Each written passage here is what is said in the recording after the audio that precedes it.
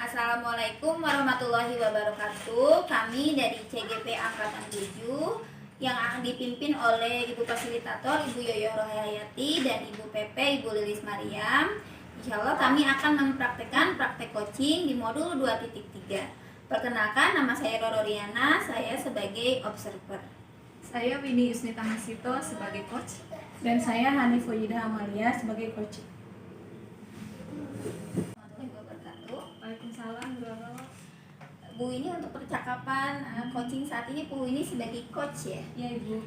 Untuk percakapan coaching saat ini, apakah Bu ini sudah siap untuk menjadi coach? Siap Ibu. Sebelumnya saya akan mengajukan beberapa pertanyaan. Baik Ibu. Pertama, rubrik penilaian yang akan Bu ini pakai untuk percakapan coaching saat ini apa? Terkait rubrik penilaian untuk praktik coaching kali ini, saya akan menggunakan dengan metode alur tirta. Mulai dari T yang pertama yaitu dengan tujuan, yang kedua adalah dengan I, mengidentifikasi masalah, lalu ketiga adalah R, dengan melakukan rencana aksi, dan terakhir adalah dengan tanggung jawab. Bagus sekali ya, alur kita yang begitu lengkap akan dilaksanakan Bu ini untuk praktek coaching hari ini. Ya Ibu. Baiklah, kemudian kompetensi coaching apa nih yang akan Bu ini kembangkan dalam pelaksanaan coaching saat ini? Kompetensi coaching yang akan saya kembangkan pada kegiatan praktek coaching kali ini adalah yang pertama, kehadiran penuh selama praktek coaching. Yang kedua adalah dengan mendengarkan aktif dari permasalahan yang disampaikan oleh coach, dan kemudian saya harus memberikan pertanyaan berbobot dari masalah yang diutarakan oleh coach saya. Oh, jadi 3 kompetensi ya? Kehadiran penuh, mendengarkan aktif, lalu pertanyaan berbobot. Nah, kemudian kompetensi khusus apa nih yang akan secara spesifik Bu ini kembangkan dari 3 kompetensi yang Bu ini sampaikan tadi? Kompetensi khusus yang ingin saya kembangkan pada praktik coaching kali ini adalah dengan mendengarkan aktif dari semua permasalahan yang disampaikan oleh coach saya. Oh begitu. Lalu untuk bisa mencapai kompetensi tersebut, indikator ketercapaian apa yang akan Bu ini kembangkan, yang akan Bu ini raih? Indikator yang ingin saya kembangkan pada praktik coaching kali ini adalah fokus dengan percakapan yang disampaikan oleh coach, sehingga saya bisa mendalami, saya bisa memberikan masukan kepada coach saya apa yang menjadi permasalahannya. Baiklah, ini sudah cukup obrolan kita. Semoga percakapannya berjalan lancar. Maka diperbolehkan untuk bisa memulai percakapan coachingnya. Oh begitu ya Bu Hania. Betul. Kira-kira berdasarkan percakapan tadi, apa sih yang bisa membuat murid-murid Bu Han itu menjadi kurang antusias ketika belajar? Kalau menurut saya sih seperti tadi yang misalkan pembelajarannya saya terlalu banyak berbicara. Tapi kalau yang bisa bikin murid saya antusias, mungkin mereka menginginkan pembelajaran yang asik gitu atau tidak membosankan, Bu Win. Bisa jadi Gitu kan? Iya, betul. Saya setuju dengan pendapat Ibu. Nah, lalu menurut Bu Hani nih, apa sih yang bisa membuat nih murid Bu Hani itu bisa menjadi antusias dan tidak membosankan ketika belajar di kelas? Kalau menurut saya nih, harus pembelajarannya berpusat pada murid. Terus murid itu diminta lebih aktif lah untuk belajar, gitu ya Bu Win ya. Terus bisa juga kan Bu Win pakai ini apa sih yang ice breaking, terus games. Pokoknya yang bisa membuat pembelajarannya lebih menarik kali ya, kayak gitu ya. Saya setuju dengan Ibu. Jadi pembelajaran yang bisa membuat anak menjadi menyenangkan. Nah, saya jadi terpikirkan dengan adanya metode pembelajaran berdiferensiasi yang berpihak kepada murid, bahwa kita tidak bisa mengklaim bahwa anak harus menjadi A, B, C, D gitu kan, melakukan dengan A, B, C, D. Tapi betul. Nah, menurut Ibu ini kira-kira, atau bisa jadi Bu, saya ini bertanya, tugas yang Ibu sampaikan kepada anak-anak, bisa nggak sih itu menjadi satu topik Penyebab gitu ya, ya? jadi penyebab? Oh iya, jadi kan gini Bu Win, kelas saya kan selain antusias, anak-anak kurang antusias, tugasnya itu mereka itu kalau mengumpulkan hanya setengahnya.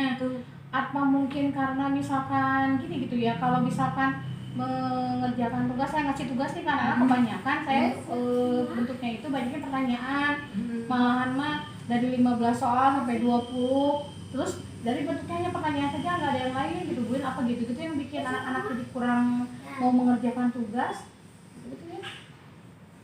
Coba Bu gimana? Saya mau tahu nih, Ibu ketika mengajar di kelas, Ibu menggunakan sumber belajar apa ya? Kalau saya Bu ya, kalau di kelas nih biasanya saya mengerjakan sumber belajarnya itu buku paket 7, biasa buku paket yang ada di kelas, terus buku yang ada di perpustakaan. Soalnya Bu gini, saya kalau mau pakai Infokus ada di sekolah Infokus, cuma saya kurang pede gitu, takut salah apa gimana gitu Bu kayak gitu. Iya juga sih Bu. Mungkin ada suatu hambatan ketika kita menggunakan Infokus. Betul. Tapi saya pikir ada nggak sih Bu sumber belajar lain yang selain dari yang Ibu ceritakan tadi? Oh iya Bu gini, kan sekarang lagi rame-rame ya di yang di PMM itu ya. Bisa juga pakai video pembelajaran kan ya, bisa yang dari YouTube. Iya. Terus juga ada misalkan suruh anak-anak cari tulisan ilmiah di internet, kan pada pakai gadget nih, semuanya anak pada lihai gitu pakai gadget. Terus ada satu lagi Bu yang lagi viral itu pakai lewat TikTok, nah gitu bisa kan, nggak apa-apa kan pakai gitu? Bisa Bu. Anak-anak sekarang tuh kan udah lebih canggih, dia melek teknologi gitu. Nah, kayaknya dengan metode dengan sumber belajar seperti itu bisa membuat pembelajaran anak bisa menjadi menyenangkan. Oke, saya setuju dengan pendapat Ibu barusan yang Ibu utarakan. Nah, berdasarkan tadi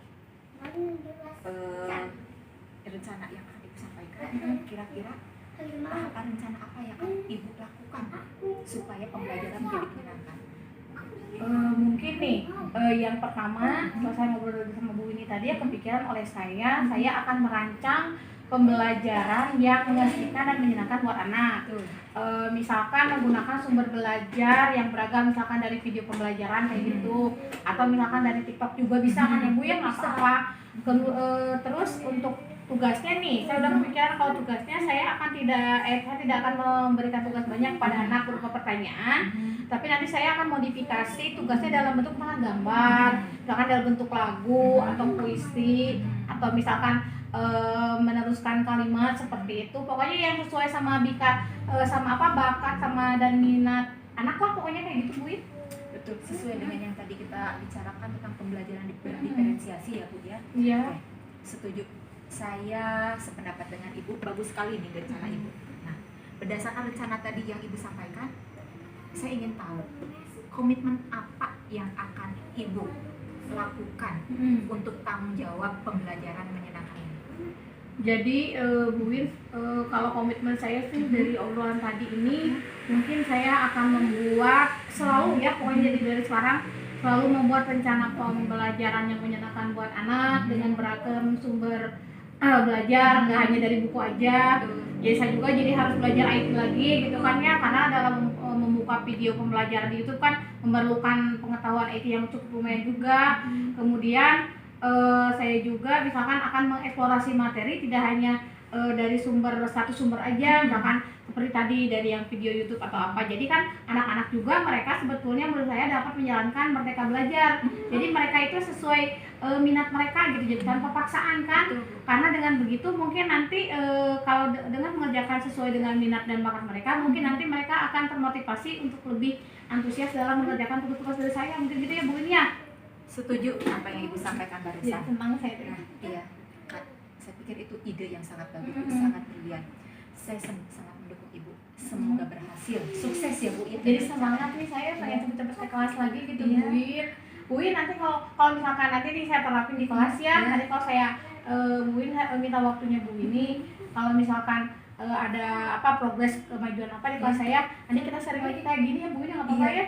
Iya Bu, saya juga ingin tahu seperti apa sih perkembangan untuk siswa Ibu ketika belajar dengan metode yang Ibu sampaikan tadi. Oke, siap. Makasih ya Bu Win ya. Makasih ya Bu Win ya. Sama-sama Bu. Aku kelas dulu ya Bu ya. Ya. Baiklah, tadi saya sudah mengamati ya hasil percakapan Bu ini sebagai coach maupun Bu Hani sebagai coaching. Nah, dari hasil pengamatan yang saya lihat, alhamdulillah Bu ini sebagai coach sudah melaksanakan alutita ya yang akan menjadi rubrik penilaian Bu ini. Jadi mulai dari mana Bu ini itu menetapkan tujuan sebelum melakukan percakapan, kemudian hasil yang ingin dicapai, lalu masuk ke identifikasi, menggali permasalahan coaching, lalu masuk juga ke rencana aksi yang akan dilakukan oleh coaching, dan diakhiri dengan menanyakan komitmen kepada coaching tersebut. Nah, yang saya tanyakan, apakah indikator keberhasilan yang ingin Bu ini capai itu sudah dilaksanakan menurut pendapat Bu ini sendiri seperti apa? Menurut saya ya tentang praktik coaching tadi, indikator yang sudah saya lakukan adalah sesuai dengan indikator saya ingin mendengarkan aktif dari apa permasalahan yang disampaikan oleh coach saya.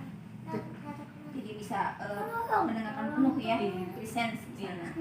Nah, lalu kompetensi apa nih yang ingin Bu ini raih dari hasil percakapan coaching, baik itu Bu ini sendiri maupun coaching yang dari Bu ini?